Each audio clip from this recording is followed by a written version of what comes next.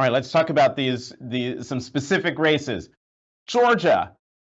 Um, the incumbent senator, Reverend Senator Raphael Warnock, is in a close race with former NFL star Herschel Walker, who has denied reports that he paid for an ex-girlfriend's abortion. Today in the Washington Post headline, "Woman, I pressed Walker to pay for abortion he wanted." There's further reporting on this story. My question to you, Senator, is why is this race this close?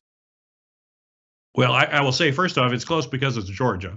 Georgia is going to be a very close race. We certainly saw that in 2020. It was a very close race. There's no reason to think that it'll be different. But there's no question what we're hearing about Herschel Walker is very troubling. It's very troubling information.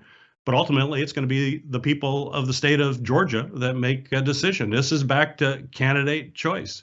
Take a look at Raphael Warnock's outstanding record as a United States Senator.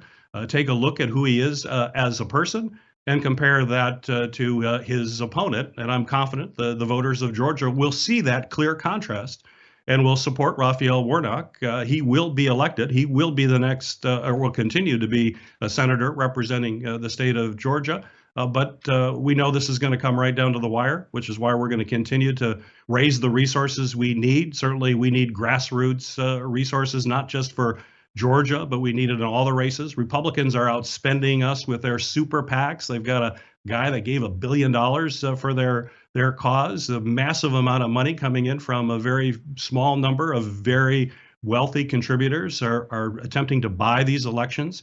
And Democrats do what we always do. We rely on our grassroots supporters. That's why we have defendthesenate.org, a website to support the work we're doing at the Democratic Senate Campaign Committee to make sure that we can push back against the super PAC money that is trying to buy these elections in these key battleground states. But so far, our defendthesenate.org is a site that's been able to raise the resources. We're confident we're going to be able to do that as long as people in this country who care about the values that we stand for support what we're doing. We've got to lock arms here. We're fighting a small group of incredibly wealthy individuals who are putting forward extreme candidates in these races who do not represent the people in those states. And I would just encourage everyone, take a hard look at the candidate who's running in your state and look at the difference in quality and the values that they represent and make sure you get out to vote.